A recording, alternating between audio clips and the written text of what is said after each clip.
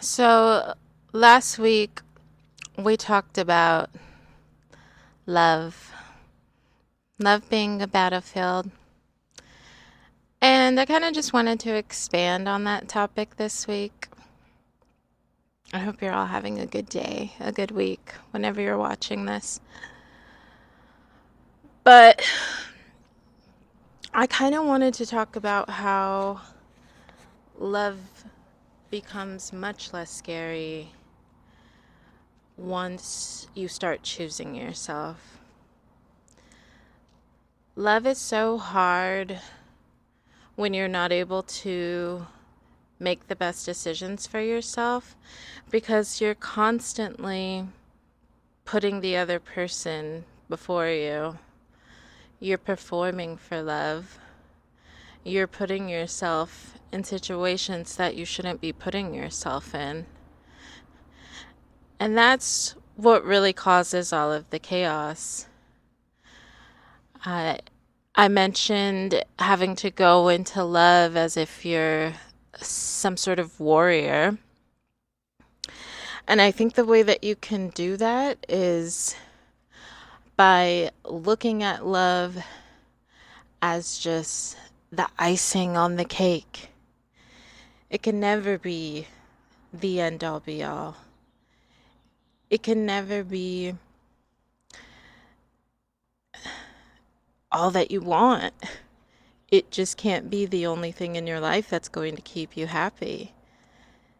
That's what makes it dangerous. That's what makes it scary when it's the only thing that you're choosing. That's what gives a person the power to manipulate you and just cause all these horrible things to go on emotionally or physically, however it manifests within your life. But if you go into love, being able to tell yourself that I'm choosing this, but no matter what happens, I will never abandon myself. I will never turn my back on myself. I'll never put anyone before me, within reason, when it's not good for me. And I know that that's really hard to do. It's very hard to do. Choosing yourself and doing the best for yourself is a skill. It's something you have to keep doing over and over again before you get comfortable with it. And I know from experience because I was in a very long toxic relationship that had a lot of dysfunction.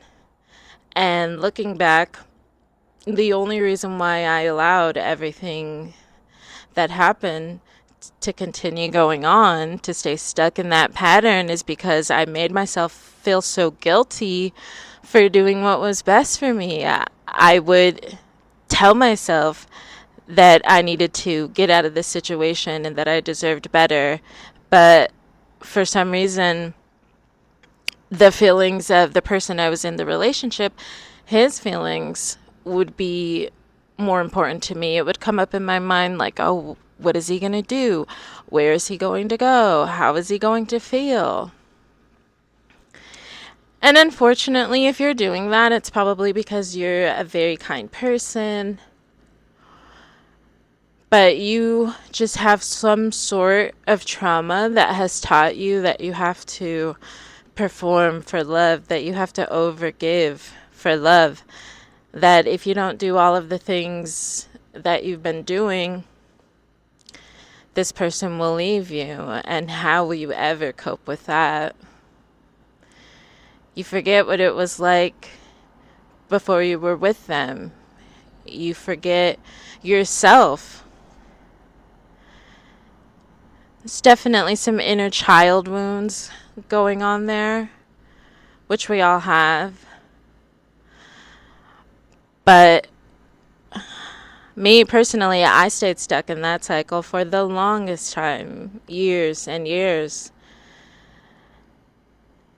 And one day I just got tired of myself, just got tired of making excuses for continuing to choose the situation, because that's really what it is. You're choosing to stay stuck. You're choosing to look at it how you are. But if you don't know any better, yeah, it's super hard not to do that. But once you make that break, you take that very first step of saying, no, I deserve better, no more. I know things can change. I know things can be different.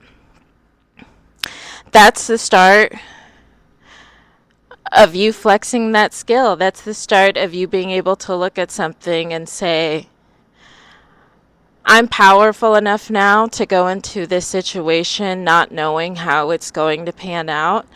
And I'm going to show up fully, and I'm going to give it an actual try. I'm not going to hold back out of fear. Like we were talking about in the last video, I'm not going to wait for that pain to eventually appear and have that affect my emotions, bracing for that pain.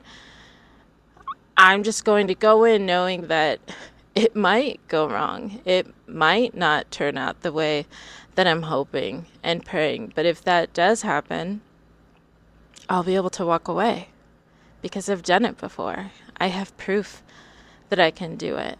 And that's not to say it may not hurt or I may not be sad about it, but it's a much stronger mentality than holding on because you're afraid of the unknown.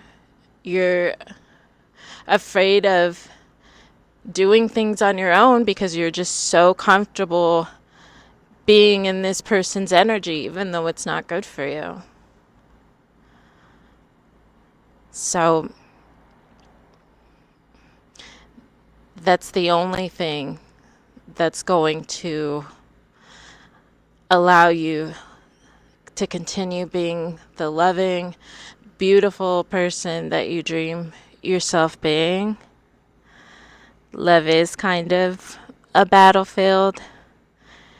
You don't know if this person's going to keep up their end of this deal, this partnership, however you want to describe it. But if you can, again, go in knowing that no matter what happens, you're good, love is much less scary. Love is something that you can take in for the experience that it's meant to be.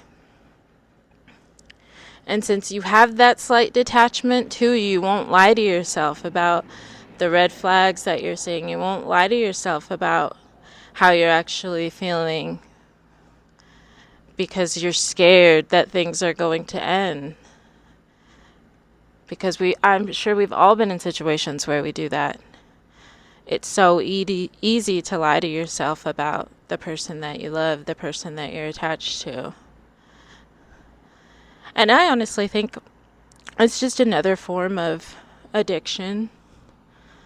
Because you go through the similar phases: denial, self-inflicted pain, a cycle, the highs and the lows. It's just a lot of us poison of choice. But it doesn't have to be a poison, so I shouldn't say that, but it can be. It definitely can be. And the only love that will always be there, that will never go anywhere, that's always going to be there for you is self-love. And self-love takes time. You have to do the work. It just doesn't show up out of nowhere. And if you're in this cycle where you are stuck in this relationship you know that should have ended, or you know should end because of something that's happened, and you're just afraid and you're too scared to walk away, and I've been there. But I'm telling you, it's a test. It's literally a test from God, the universe, however you want to look at it, to finally get you to wake up and choose yourself. You are the only person you're going to have forever. Your relationship with yourself is much more important than any other. That just has to be a truth within you, within yourself, that you have to accept. You are the only one that is capable of making you happy in the end. Me, myself, and I, it's your responsibility. It really is. And if you find that beautiful spiritual love where you're both on that level, you both have that mentality, and they are focused on not hurting you and you're doing the same, I believe that that's out there. But I believe that it takes work. And I do believe that God tests us to make us stronger. You're going through these patterns because you're being taught a lesson. And you won't get out of it until you choose different, because trust me, I stayed stuck in it for years.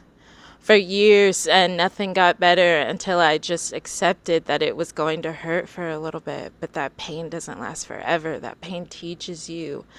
That pain makes you better. You just have to accept that. And then once you do, you become that much stronger in love. Just as long as you don't let it make you bitter. And that's a whole nother video. But choosing yourself is your armor.